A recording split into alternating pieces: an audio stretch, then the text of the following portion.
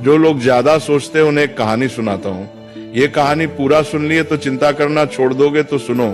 एक छोटे से गांव में आरव नाम का व्यक्ति रहता था। आरव बहुत मेहनती था, लेकिन उसकी एक आदत उसकी शांति छीन चुकी थी, बेहद चिंता करना।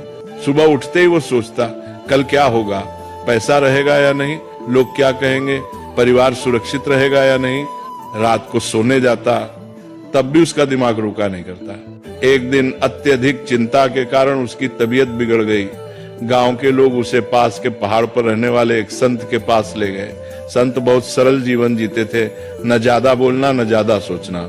आरव ने संत से कहा, महाराज, मेरा मन कभी शांत नहीं होता, मैं हर समय डर और चिंता में रहता हूँ। संत मुस्कुराए और पास रखी एक मिट्टी की मटकी उठाई।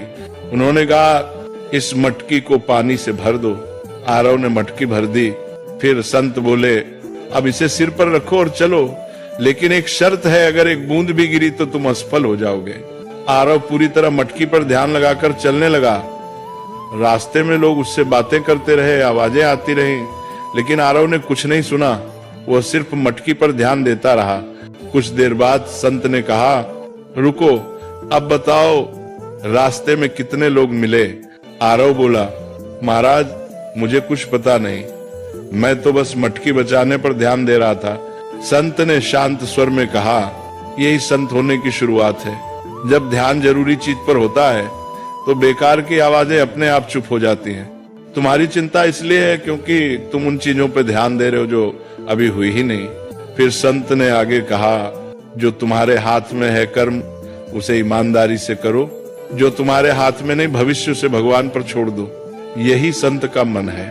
उस दिन आरव समझ गया, संत होना जंगल में जाना नहीं है, संत होना मन की अनावश्यक चिंताओं को छोड़ देना है। धीरे धीरे आरव ने चिंता कम की, वर्तमान में जीना सीखा, और वही व्यक्ति जो कभी बेचैन रहता था अब दूसरों को शांति की सीख देने लगा।